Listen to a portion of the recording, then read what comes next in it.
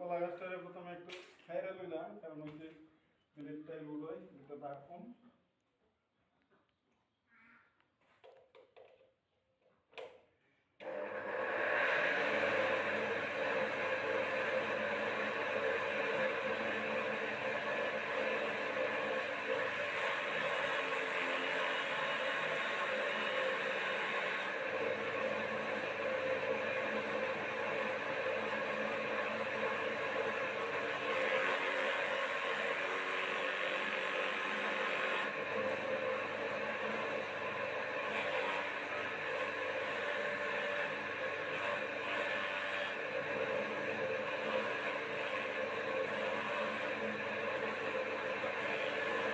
তো আমি যেহেতু এগুলো হাঁসকে খাওয়াবো, সেজন্য আমার এরকম ছোটো সাইজটাই প্রয়োজন।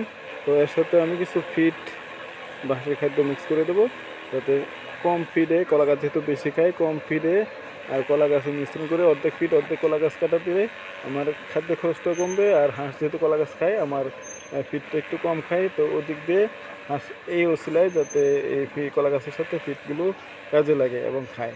তো এখন এগুলো আমি হাঁসকে দেবো, দেখি কী পরিমাণে খায়।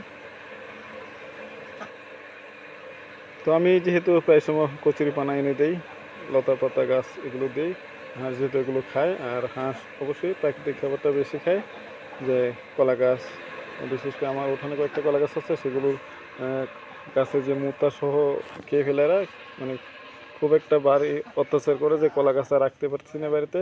এমনকি যে একটা গাছে কলা ছড়িয়ে আসছিলো, সেটারও উপর থেকে সম্পূর্ণ খেয়ে ফেলছি। তো খুব সুন্দর একটা কাটিং হয়েছে। এখন এগুলোকে নিয়ে দেব। প্রথমে আমি শুধু কলা গাছ দেবো, দেখি হাঁস কী পরিমাণে খেতে আগ্রহী হয়। তো যদি এগুলোকে খায় ভালো করে, তাহলে আমি এর সাথে আবার ফিড মিশাবো।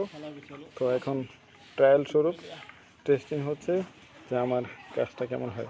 তবে আমি আশাবাদী, মানুষ যে কোনো কিছু চিন্তা করলে এটাকে বাস্তবায়ন করলে করতে পারে। কারণ কোনো কাজই নতুন অবস্থায় করলে এক চান্সে হবে না, এটাকে কয়েকবার ভাঙতে হবে, করতে হবে। তো মাশাআল্লাহ, হাঁসগুলো খুব পাগলের মতো খাইতেছে কলা গাছ। আর হাঁস যেহেতু কলা গাছ খায়, তবে আমার ধারণা কলা গাছে কোনো সাইড এফেক্ট নেই, হাঁস খেতে পারে। তবে একটু সমস্যা হতে পারে, যদি ঠান্ডার সময় খাওয়ালে ঠান্ডা লাগতে পারে। তবে প্লাস পয়েন্ট হচ্ছে কলা গাছ কিন্তু রসালো খাবার, হাঁসের জন্য খুবই উপকারী হবে। এমনকি আরেকটা জিনিস হতে পারে যে কলা গাছের কষটা আছে, এটা কিন্তু হাঁসের পেট নরম থাকলে শক্ত হতে পারে। কারণ কলা গাছের কষে কিন্তু হাঁসের পেটটা শক্ত হওয়ার সম্ভাবনা আছে। তো যাই হোক, চেষ্টা কখনো বিফল যায় না। ধীর টার্গেট নিয়ে কাজ করতে হবে, তাহলে যে কোনো কাজে সাকসেস হওয়া যায়। তবে আমাদের মন স্থির করতে হবে যে আমরা কি করবো না করবো।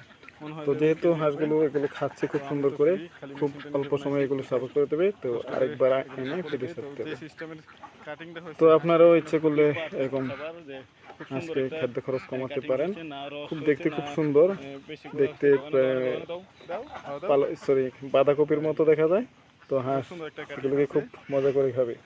তো আমিও আসলে মজা নিচ্ছি যে হাঁস যেহেতু এই খাবারগুলো খাবে, আবার খাদ্য খরচটা কমবে। আমি গত মাসে প্রায় 25,000 টাকার খাবার একসাথে স্টক করেছি মাত্র 200 হাঁসের জন্য, যে খাবারগুলো আমার সম্ভাব্য 15 থেকে 20 দিন সময় যেতে পারে। যেহেতু কম খায়, এদের জন্য হয়তো একটু বেশি যাবে। তবে যদি কলা গাছ এরকম কেটে এনে দিতে পারি, তাহলে হয়তো আর ডাবল সময় বাড়াতে পারবো, কারণ কলা গাছের তো একটা ওয়েট আছে, এগুলো খাইলে হাঁসের পেট ভরবে।